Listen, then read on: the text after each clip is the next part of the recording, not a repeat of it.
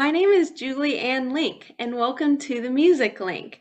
This week on the Let's Link project, I'd like to welcome Bassoonist Ben Hoadley. Thank you so much for being here, Ben. No, pleasure. So, Ben, just to start out, could you please share with us an overview of who you are and what you do as a professional musician?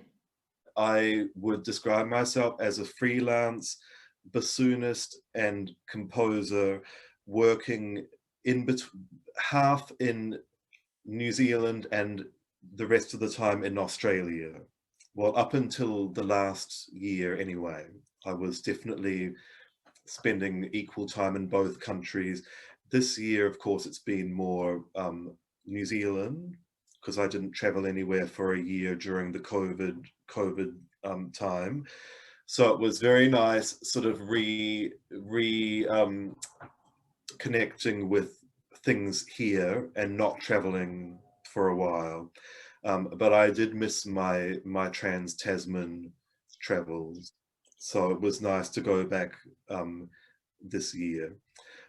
So yes, I would say another sort of interesting result of COVID is that I did spend more time as a composer. I was able to write some big compositions that I'd had on my mind. I got a couple of really nice commissions. So for the first time, I thought I was able to call myself a composer without feeling weird about it. Right, Ben. It's nice to hear about that. Could you share more about how you got introduced to the bassoon and music, and then your interest in composing too? Well, I was one of these people. I saw a bassoon when I was a small child and just immediately wanted to play it. So, I mean, we would go to the orchestra and I'd want to get those seats at the town hall that hang over the wind section, so I could watch the oboes and bassoons. So that was, I mean, I really just wanted to play the bassoon. I think because visually it looked so interesting. But of course, had played piano, singing. I'd done a lot of soprano singing in choirs, and there was really no question that I was going to be a musician. And then bassoon became my voice, because as soon as I started playing it, I immediately, it was a good fit for me. It was the right instrument for me. And how did you get interested in composing, Ben? I was always composing as I think I with little pieces. I wanted to be a composer, and when I went to university, so I went to Sydney Conservatorium when I was about 17 or 18. So that was from Auckland, which was quite a big step, going to another country to study. So my Trans Tasman sort of existence really started quite early on. I wanted to do a double major with bassoon and composition. That really wasn't a thing. Um, I Even if I'd stayed at Auckland, now you have people doing double majors. It's not uncommon at all. Or you have people doing the conjoint degrees, maybe music and then or commerce or science, and then within music you get the composition, and they also play an instrument to a very high level um, as part of their studies.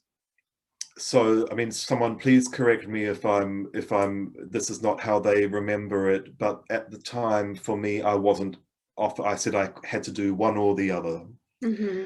Um, and I'm very grateful that I chose bassoon because I think learning an instrument, playing it to a high standard, is something that you need to do when you're relatively young. Um, and also just all the contacts that I made from being a performer have of course led to, as a composer, I've got all these connections. I've got people that will play my pieces. who I know from being a bassoon player. So Mm-hmm. I'm very happy with the order that I did things. But I did sort of in my late 20s, I did, I had that real urge to compose.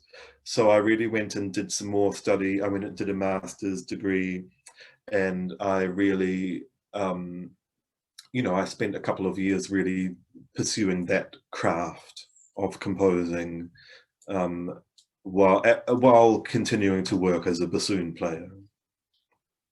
Ben, could you tell us more about where you grew up? In Auckland, New Zealand, in a lovely suburb by the beach. It was a very nice. I had a lovely lifestyle, and then my parents are still living in the area, so I spend a lot of time there. That's where I am at the moment. Although it's quite a cloudy day outside, I won't show you outside because it's cold and rainy. Oh. We're in the middle of winter here. Mm-hmm.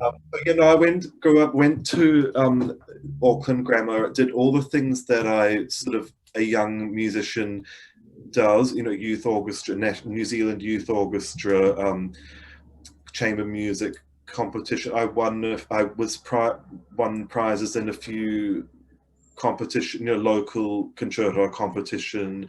There was no doubt that I was going to do music as a career. As soon as I found out that was something that you could do, that it was a thing, there was no choice. My only debate, of course, was whether to do composition or bassoon or piano. Or I was very interested in early music even then. I mean, I play baroque bassoon and classical bassoon and Dolce, and I did recorder. I was playing recorder seriously. I would have maybe gone into early music even then, but again, it wasn't. Um, it just didn't have the, how do I say the right word? It didn't have the sort of publicity that it had now of doing that. You could actually major in historical performance Mm-hmm. and were a recorder player, Mm-hmm. and or harpsichord. But I'm very happy with the education that I had, Mm-hmm. and all these other sort of strings to my bow after those years, just practicing bassoon. Mm-hmm. Ben, could you tell us about your teachers and how they influenced you? My I had a really great teacher at high school, and she lives in England now. She is English, and then she went back to England. I think what she gave me, and this is so important, is that scales were just, and the Uberdoo scale books. Um, the scales were paramount to. I was always, of course, wanting to play pieces that were much more difficult for what I could actually do at the time. But I wasn't allowed to do any pieces without being able to play all the scales that had been assigned perfectly. In the lesson, I get a lot of my students resisting that, but the more I teach, and it's been several decades of teaching, I think scales and long tones are just really they are the shortcut to achieving success. They give you the greatest access to technique and color and tone. And then in Sydney, I had Gordon Skinner. Gordon was a really great teacher. He was very good at bringing out what the students were good at and working with what they what their strengths were. I remember my tonguing was always okay, and I remember saying I wish I could tongue faster. And he said, well, look, the technique of what you're doing is good. He said, the basics that you just need to do, just do it more and it will develop. With vibrato, I said, you're making a nice vibrato, just, let it, rather than pushing it or saying, this is the way that you need to do it more from, in a certain, or from the diaphragm. I hate using that word because it's not actually where it comes from, but he built on the strengths that you already had without tampering too much or interfering. And also because I was a little, I wanted to do some solo, do solo recitals and things. I was already interested in commissioning things and arranging, instead of saying, no, you need to do this, don't waste your time doing that, this is what you need. He let me do that at a time when I needed to explore that. So he was really encouraging. And my teacher in Boston was Richard Svoboda from the Boston Symphony, and also I went to that whole, I had bassoon cast with Rick Ranty and Greg Henniger, and that was when I did start to get more focused with excerpts and learning specific thing, I wanted to sound, I got more refined. So, Ben, are there any tips or advice that you could share around what you've learned about the music industry since working professionally? Oh, look, so much. My things are just the usual things that are common sense, but that sometimes you just sort of don't really think about, and I'm definitely have learned from my own mistakes. And first of all, be nice to everyone. Like, don't gossip.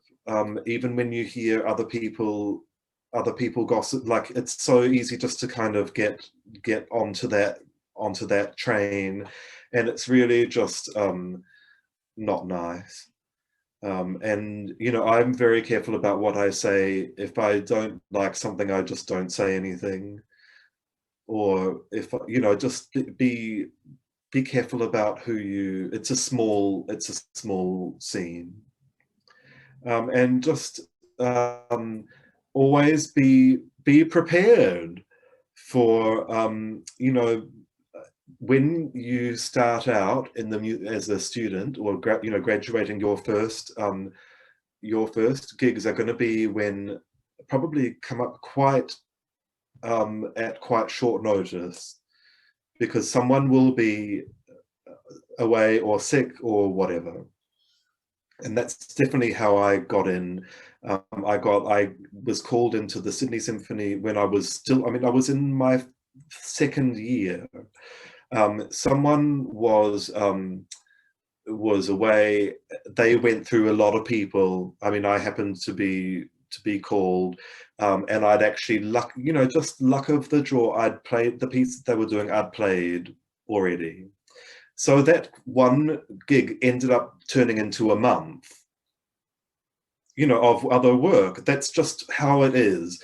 So always be a good sight reader. Like, being able to sight read is so important. And that is one skill I'd say isn't, everyone is getting so good, and the new, like, every next generation is so well put together. The instruments are getting better, they're just read stuff. It's all so, it's, the equipment is so good, but the one area I'd say that isn't necessarily, if it was, the sight reading. Maybe would you say that? I think that's great advice, Ben. Yeah, where you never know when you'll get a call. Yeah, I'd say that now, and it's easy now to be prepared, because you can just look at, say, if you're going to orchestra and they're doing, I don't know, Brahms 2, you can just look at it, or you can just Google it and listen to the whole symphony on your way to the rehearsal. Mm-hmm. You can do that. You couldn't do have you know, we had if I wanted to listen to something, I had to go to the library and get a tape, you know, or buy the CD. You know, it's just so easy now. There's really no excuse to not be prepared. But definitely, you will get those times when there's music on the stand that you need to read. And we do a lot of session work in Sydney. There's film sessions, and you don't see the music until you get there. And it's the people who are good at reading that get called. Mm-hmm. So that's really important. Ben, did you ever think about changing careers outside of music? No. It's beautiful. Maybe toyed with it, and but not serious. No, really, I'll try and always make it happen within music. I mean, I've had to reinvent myself as a bassoon player a little bit, sort of with various jobs, and then got within that. But no, I never thought about getting out of it altogether. Could you tell us more about your teaching career? I didn't ever. It was not something that I sort of solicited. I went to Boston. I hadn't taught a lot in Sydney at undergraduate, um, mainly because I was getting sort of quite a few gigs being a bassoon player, and I know some of my friend, like my friend who's a clarinet player, was teaching 25 students when he was 20. And I look back, think and studying full time, that was a huge feat. Like I'm so full of admiration. So I never really thought that I would be getting into teaching. But then, of course, when I went to Boston, I was immediately asked to teach at NEC Prep, because they had they would ask graduate students to coach. I did Greater Boston Youth Symphony. That's where I met Ingrid Hagen, who I play with in Auckland, because she was about 14 and I was 20, 21. Remember, she did the Weber concerto when she was about 13, because she won the competition, and it was still the one, like the best thing I've ever heard. So I remember Oh, her as this very, very, very precocious young teenager playing the bassoon. So these were the students that I was working with as a grad student, and they were and some of them like played better than I did, you know. So I mean, having these opportunities were, and that was all things that I was asked to do, that I wasn't. So I realized that I was good at that. Teaching was something that I could actually do, because people were asking me to do it. They were asking me back.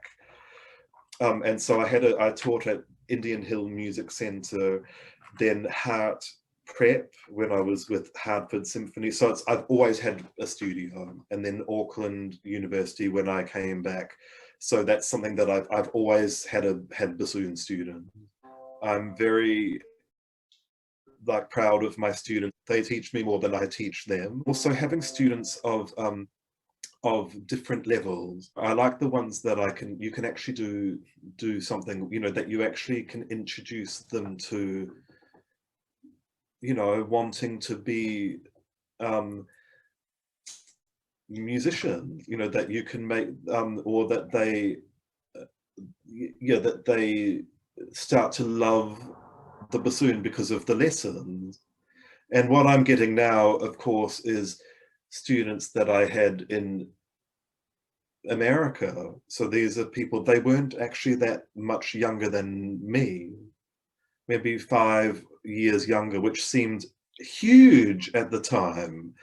But now they're adult, and they're like contacting, saying, oh, those bassoon lessons when I was 15 and you taught me so much, that was the highlight of my week, and you know, those kinds of mess. And I thought, well, I never got that. It's nice to know that now. Yes. Influential teacher, but it makes you realize how important, how what a responsibility it is. I remember every word that my teacher said to me. I can remember that every word of every lesson as a teenager, you know, young student, whereas I can't remember what someone told me like 5 minutes ago now. So they are very formative. Yeah, they are years when you've got to, it is a huge responsibility. It is the most important thing that I do is teaching. It's the hardest thing. Hmm. Can't say, you know, you need to be so careful what you say, everything what you say. You know, I take it very, it's not to be taken lightly. Hmm. But oftentimes people are sort of thrown into, well, not thrown in, but um, I think the culture is changing now. But of course, when you're a student, so I pick up a few students, private students, to make money, but it's not something that you ever are trained to do. You know, I mean, I was teaching students without, I mean, I hadn't done an education degree, I hadn't even done a pedagogy class, you know, and it's very, I mean, it's as much of a skill of a craft as playing the bassoon, as being able to teach music. Hmm. We are all sort of thrown in at the deep end with that. Hmm. Uh, I do think sometimes that is at the expense of the student, of the pupil. Mm. So I look back at my early teaching, I was still very much finding my way and thinking, oh, I hope that was a good, I gave good advice. And you did. There was one or two, that, yeah, I think they probably thought, who is this strange person from New Zealand?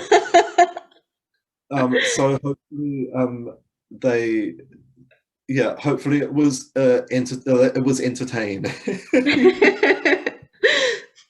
at the least. Ben, could you share more about your teaching philosophies and just your approach to teaching music and the bassoon? Well, I'm very much with I'm very strict now with scales, Uh-huh. tones, now more than I used to be. So I'm channeling my first bassoon teacher. I go with at so I teach at the University of Auckland. So I've had one of my very good high school, you know, who was very good, has gone to Juilliard. For the university, because of the marking, the first year they have to do a technical exam, which is all the scales and arpeggios. I've got to treat each student individually, not say, well, you don't know all, you know, you need to learn all these scales in the fit. That's just going to lead to an injury. You know, if you suddenly practice, you know, really take, you know, treat each, and also what they want to get out of it. You know, with the private students, they may not all want to be, you know, I want to make it, I try and make a good vibe. But with the university system, it's difficult to, you know, they have to do a 20-minute exam at the end of first recital. That's huge for someone who's never done a bassoon. 20 minutes of solo, that doesn't seem like a lot to the pianist and the string, you know, but for us, that is massive, you know. Mm-hmm. Got to fit that in somehow with choosing repertoire that they can maintain that. Mm-hmm. But by the third year, what I love is, like, it's amazing, like the ones that really work, by the third year, fourth year, everyone's at the same level. It's just, but I think having that grounding, like doing that in the, yeah, I can't express enough scales in the, Mm-hmm. you know, making making them want to practice scales in a way that's fun, Mm-hmm. you know, that's exciting, you know, that's something, you know, that's going to be the highlight of their practice. There is a way to do that. The one that I always thought was boring that it was long tones. I never really got into the long tones, which was a shame. It's what I have to get them to do. That's maybe you can give me some pointers, some tips. Yeah, it's a good point, Ben. I know honestly now working, that's one of the biggest things is with endurance is, in between concerts and having that those little muscles, the strength to Oh, endure. look, it's been, and it was last year I didn't play, and I practiced. I was quite good at practicing over the lockdowns because I like practicing.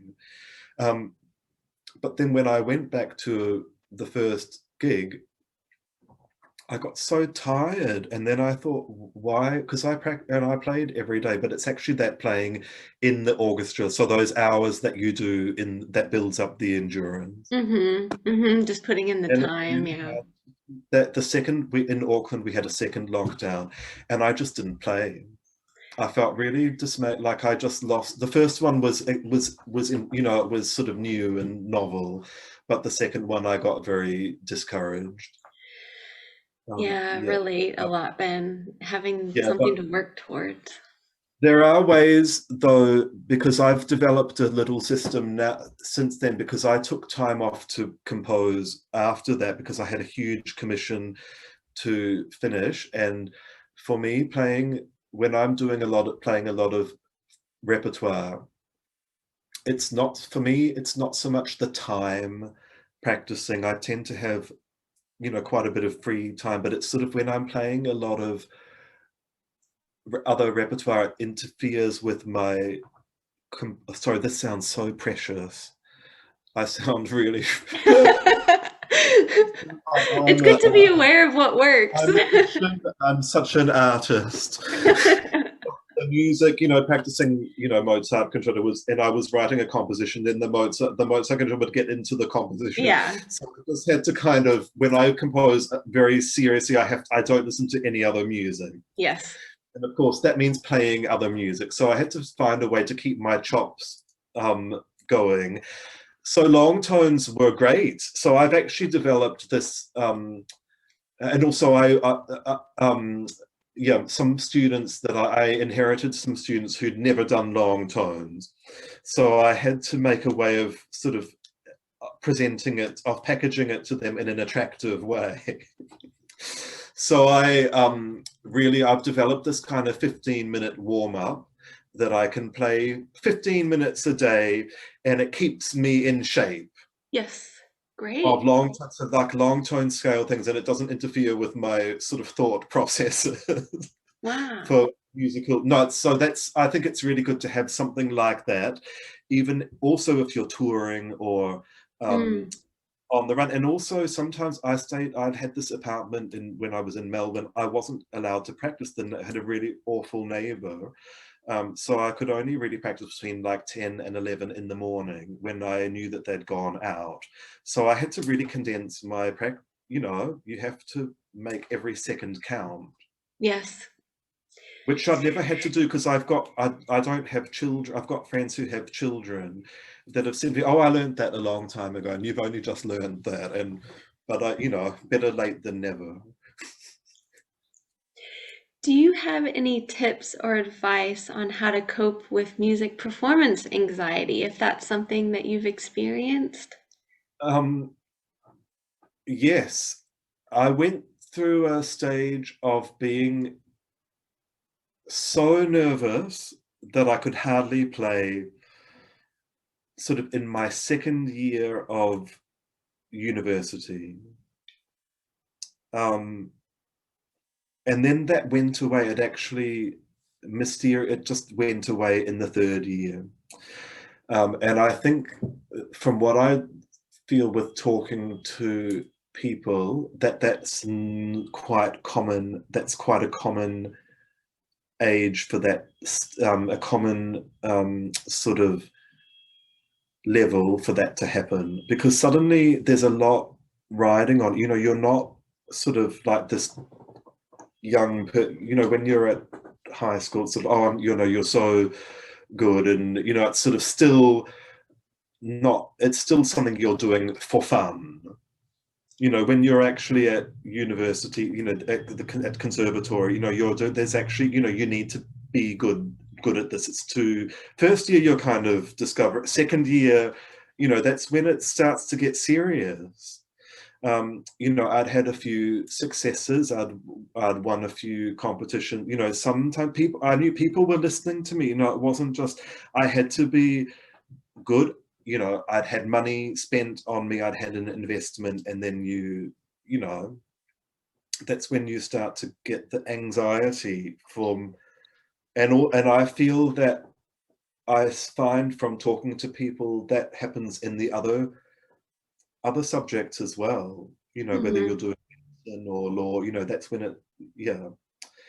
But I've got to say it sort of went away by itself. Touch wood. I get anxious in auditions. I've never been a good auditioner.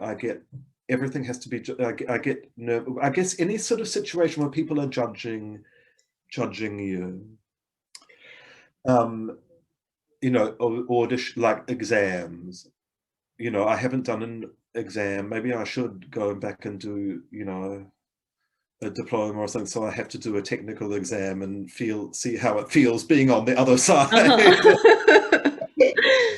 Uh-huh. I think getting up and performing for a class is so important. You know, I miss doing woodwind class. I wish we had something sort of for professionals or sort of adult, you know, players, that we could have like a month woodwind performance class where everyone gets up and plays, whether it's an excerpt or just a scale, would be so incredible. You Mhm. know, playing in front of each other the way that the students do. Mhm. If I had to play a solo, I mean, I did a recital the other day and I was so terrified because one of my colleagues came and then I saw him at and I was like, oh no. I'm sure he thought you were amazing. Look, that's someone that I need to play, that again, you are playing, working with, that, you know, and it's different from playing for, you know, people that like, oh, that's, you know, I don't know. So those are the sorts of things that cause anxiety. And I found the two things is I have a breathing thing. So breathe through your nose, just very calm breathing. There's different techniques. Breathe in relaxation, breathe out tension, or hold it to 10, breathe. It's all connected to the breath. Also, I find the more prepared I am, I don't get, if I feel prepared, I don't get nervous. You know, if I really Mhm. know. Playing in front of people is so good. I mean, I know I said, you know, it would be good to have a class for people, but you can actually create that yourself. You know, if I play for a couple of different people, run through your program, and then you'll be fine. And of course, we have the added um, variable of reeds.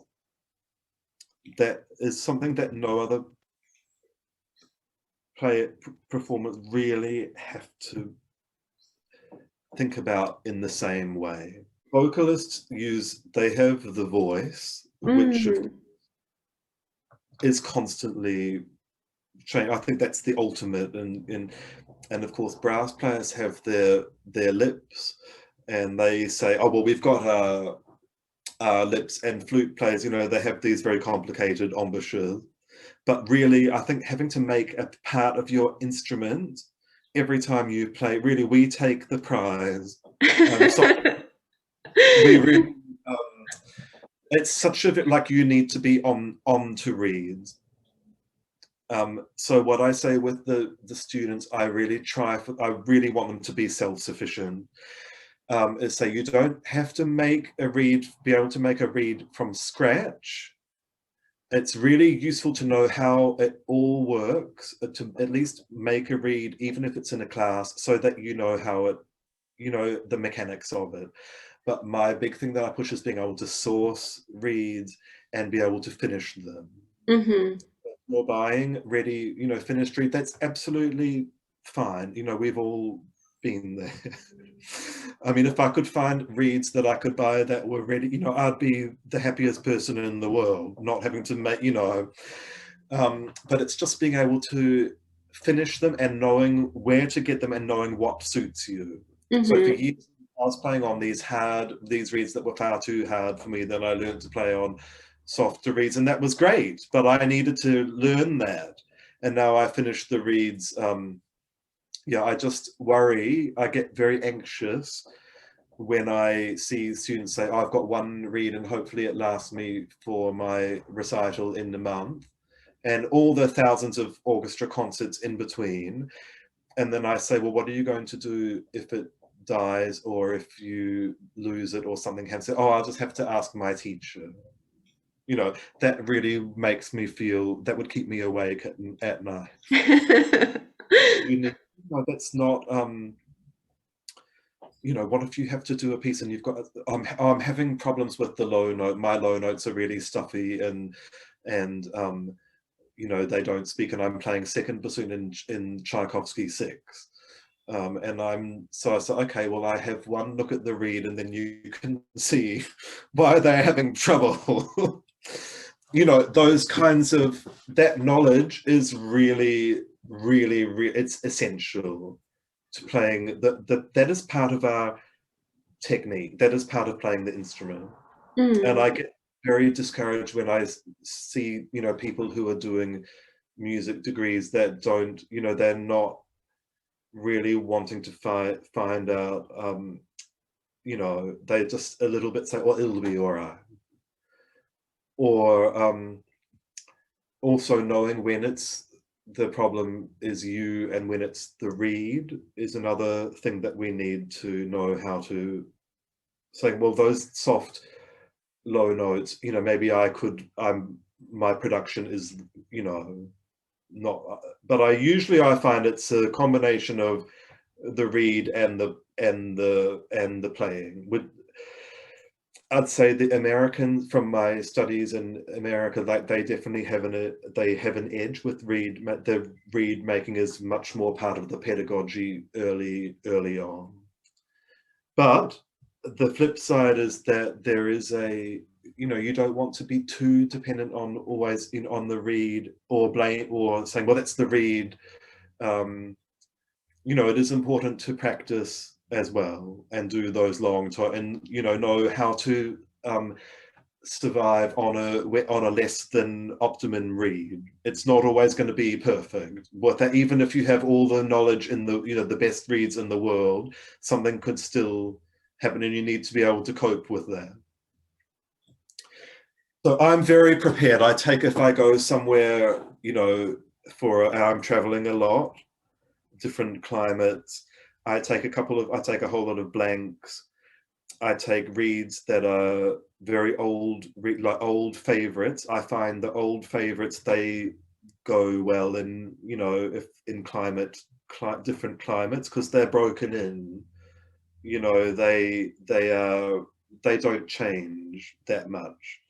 So if I'm doing an audition or something and it's, well, not that, you know, or a recital, so I'll make sure I have some of those. It's the reeds that are really good, you know, new reeds that are really good, and then you go somewhere else and suddenly they change. You know, those are the ones that you can't rely on. So that's why it's good to have a few blanks so you can make a new one when you get, yeah. Ben, could you tell us about your reed making style and techniques? Oh, well, I don't, I have, I'm a bit lazy and I don't gouge and profile. I've got cane from years. I've got so much cane. But the problem is, it's like I don't know what it is. So if I have some cane, I mean, I had some reeds that I made last year that were incredible off a particular batch, but I've got no idea if I can ever get that cane ever again. It was mid-year from like 1995. So, you know, that's gone now. I find I'm a real advocate of leaving blanks for as long as you can. And also if I cut a reed and it's obviously not it's not really working. Just put it away for a year and come back to it. And it's amazing. I mean, my reed making is quite intuitive. You've got to sort of feel the cane. And I know what works for me. I'm also quite quick to reject a reed if I know that it's really not going to work out for me. To make 1,000 reeds before you really, yeah. Just keep making them and don't be afraid to ruin some. You know. Is there any advice that you can share for musicians just starting out their music careers? Well, I think it's really like we're living in these are different times. It's a very different geography now than it was, say, when I left the when I was in between undergraduate and graduate school, say. I mean, no, I just think we live in a completely different world. There's so much that's available online, so you can actually have a career. You know what you're doing. These sorts of things is just, you know, you can connect with anyone. With, you know, I can go and listen to anyone's senior recital. You know, you can go and watch everyone's recitals. You can gauge where you are, sort of with everyone else. That's a huge advantage, but it can also be daunting. And some ways I'm glad that I sort of left in my bubble thinking, oh, I'm so good. Because I had no, you know, I was sort of knew where I was in my own peers. Then I thought, oh, and without sort of hearing who was actually out there. I don't know if that would have made me feel more nervous about or more insecure. But I think knowing what's your competition, knowing what and also but knowing where you are and not worrying about what other people think, or so and so is doing something. Oh, well, so and so won this, and they're doing this, and now I don't. I'm not doing that. I'm not as good, or it's very important to know where you are and not live in a sort of fantasy world. But I think, but don't sell. I've heard people, and maybe I was a little bit like saying, "Oh, I'm never going to get a job, so I'm not going to try." Like I'm giving because I'm not never going to be good enough. And people develop at different times. So someone could be going through a sort of more of a winning season, and then you catch up, and then I've seen people doing so well later on that weren't necessarily doing that well for a while, and vice versa. So I wish sometimes I hadn't compared myself so much to other people and just sort of did my own thing and just worked hard. I'd say advice: know what you want, why you want to be doing something. Do everything you should do should be for a reason. But don't get caught up in sort of it's a very simplistic way, but when you can't see the wood for the trees, you should think about the details, but just think about the bigger picture and think there's always a greater scheme of things. That's not too esoteric too. And also don't worry too much about the COVID about things not coming back. They will come. I mean, it will be different, but we will have to reinvent ourselves as music, but it will carry on. It won't die. There will be opportunities. Ben, is there anyone that you would be interested to see interviewed next for this project? Well, I think I mentioned Gordon Skinner, my teacher. Gord. Everyone knows around. If you're from Australia and New Zealand, Gordon. Very important. He's had his career has just spanned. So yeah, I've learned so much. The other one, my colleague, because I'm playing now in Orchestra Victoria, which is the full-time orchestra in Melbourne that does all the opera and ballet. And so we're currently not working because of the season was postponed, but we're going back in August. And Lucinda Cran is the principal bassoon, and she is the daughter of John Cran, who was the principal bassoon in Sydney Symphony for decades. And he's Australia's, I think, Australasia's only IDRS life member. And he passed away a year ago. Wow. And just so, I mean, he was in his mid-90s and still playing. I think he'd played a concert like it had been recently before he passed. And Lucinda, his daughter, and she is a hugely accomplished bassoon player herself, and I just love talking. She'd be great. Great, Ben. Well, thank you so much for this opportunity to interview you and to get a glimpse into your life and career as a professional musician.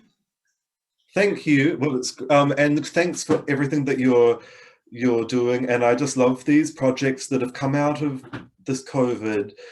You know, for the first time, I sort of feel really part. I feel even being in New Zealand, which we are isolated geographically, and now of course with not being able to travel, I mean, I don't know if you've been back to the States or not, but we don't get the people come, we don't get the tourists coming, and also we can't go anywhere. But somehow I feel more connected with the world than I ever have. I mean, for the first time, you can post something online, you can post a video of yourself playing and not feel sort of weird about it, because it's normal, you know, everyone's posting, you know, you don't have to feel like, and I know probably more what's going on in the rest of the world and feel part of the world, of people are interested in what's happening here more than ever before. So that's been a real silver lining from COVID.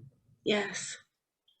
Well, thank you, Ben. And for everyone tuning in, keep an eye out for 2 events held every week on the Music Link. Every Thursday Central Daylight Time or Friday afternoon New Zealand time, a new YouTube video launches, and every Sunday Central Daylight Time or Monday afternoon New Zealand time is a live Zoom group discussion session with a great new guest every week that you can register for on the website. Check out Ben's hosting session coming up this Sunday, Central Daylight Time, where he's sharing about the different composer organizations in New Zealand composer opportunities and composition recommendations, more about what it's like being a bassoonist and composer in New Zealand, and so much more. Find out more about Ben on the Sounds website at sounds.org.nz and his Instagram at benbassoon_. Feel free to reach out to him anytime, and he would love to hear from you. Please like, comment, and share any questions or feedback in the section below, and we'd be happy to incorporate these in the live discussion. Please subscribe to this channel and turn on the bell for notifications, which really helps keep the Music Link moving forward. Check out the Instagram and Facebook pages too for more information. The Music Link is a New Zealand-based resource for people around the world to share, learn, and connect through music. Thank you for watching, and I'll see y'all in the next video.